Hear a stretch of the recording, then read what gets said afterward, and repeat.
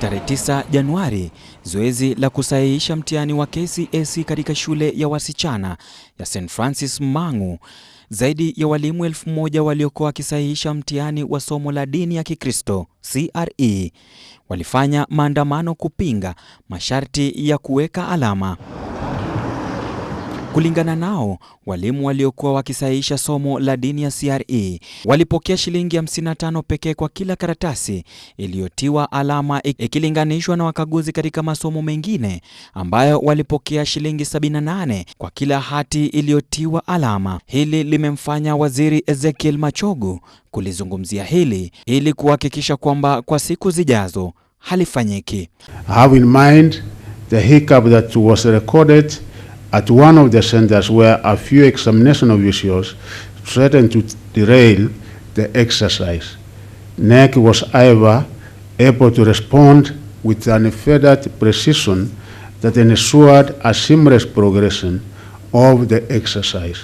On this note, I wish to urge our professionals who are usually engaged in national exercises like participating in the administration of national examinations to put the interest of the nation first and look at the merits of engaging in certain activities that could otherwise plunge the lives of our youngsters into irredeemable turmoil. That teachers are professionals and learners and candidates need not to be put under such anxiety moments, and I think that one should be corrected by the council and the ministry.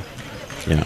I urge our teachers to always be ready to serve the country and put their professionalism first when they are called upon for the marking exercise. As teachers, it is a mark of honor and respect to be identified and recommended for the examining exercise.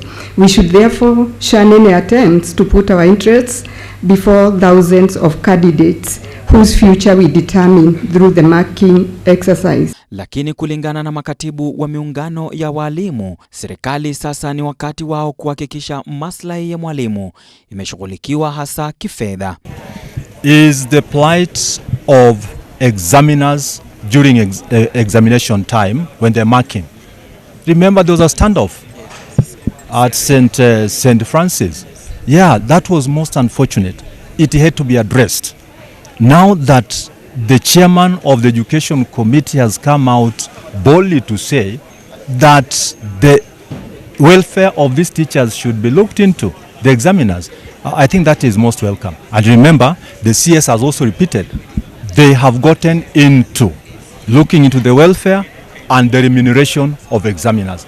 That shall be relayed very well to Kenya National Examination Council. That the Kenya National Examination Council still has really suppressed the examiners. And that one was revealed when some examiners had to riot at the marking center. That issue needs to be addressed as a matter of urgency so that we don't have a matter of marking exams coming into the glare of the media that the teachers have really rioted in a marking center. It was very unfortunate. Kwa wanafunzi waliopatikana wakiiba mtihani kwa namna moja au nyingine, waziri alidinda kutoa taarifa kamili kwa kile watachofanyiwa kwa wale waliopatikana wakiiba.